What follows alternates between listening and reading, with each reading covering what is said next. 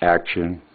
Okay, so the gentleman is asking about, he is a Virgo by his birth date, Right. but he does not fit the traits, the traditional traits that's of the typical Virgo.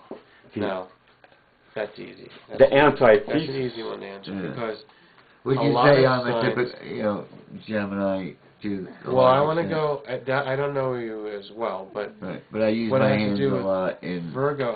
like Okay, to just read. off the cuff, I would say, yeah, you have a lot of Gemini traits. Yeah. You could study everything that's said about the sign of Gemini, and you would find that Right. you would agree. But being the skeptic that. that I am, I could say that that like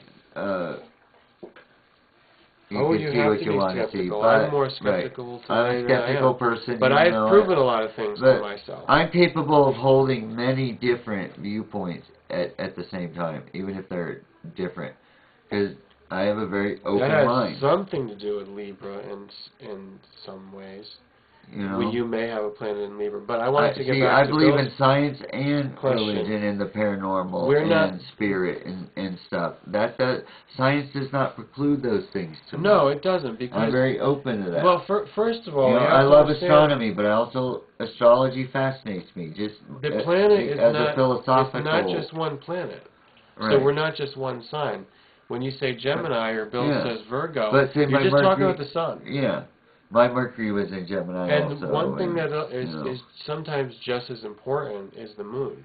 Right. Some people cater to it more and others don't. And especially women cater more to the moon, so it may be more important than the sun.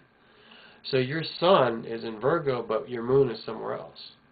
It could have something to do that offsets My your moon traits. was in Gemini too. But the other point that I was a going to lot make of before Geminis. is that some of like 4 Geminis, I think. signs are opposites. Virgo is said to be completely neat and orderly and organized, but it's also said to be totally a slob and only has inward order in their mind. And outwardly they just have piles of junk and clutter and they keep everything and it's just a big mess. But inside their head, it's all ordered. Actually, I'm fond of saying that Virgo can be explained through the TV show The Odd Couple, which was from, I believe, in the 60s and the 70s.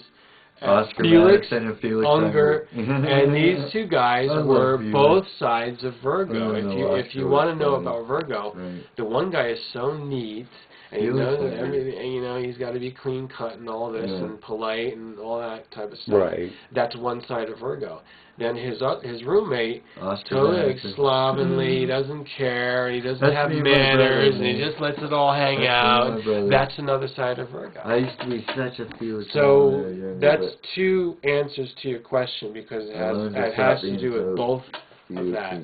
You have to dig a little bit deeper. Don't believe the generalized statements, but only understand them. It's something in general. And to get more specific about you, because everybody's chart is unique. Right.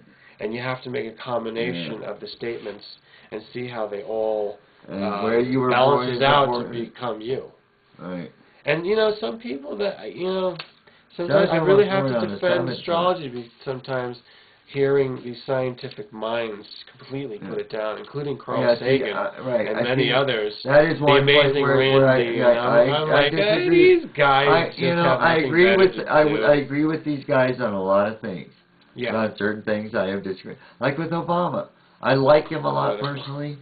I agree with more of his agenda than any other president. But I don't I'm not a junkie, I don't spend all my time reading what the fuck is in all this shit, I don't really care.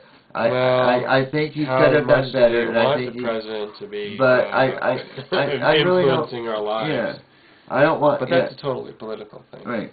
But I think Medicare for everybody would have been just a perfect, reform idea. But of course, that was never going to. I don't know Obama's chart because of the Republican shit, Right but you see, I don't have the chart. No other president before him, other than Bush, who had Fox on his side, pushing his stuff, has had a constant assault from one rather large media outlet that sort of made it their business to undermine and lie and distort and you know, make Obama look like just the worst thing since freaking Hitler, you know?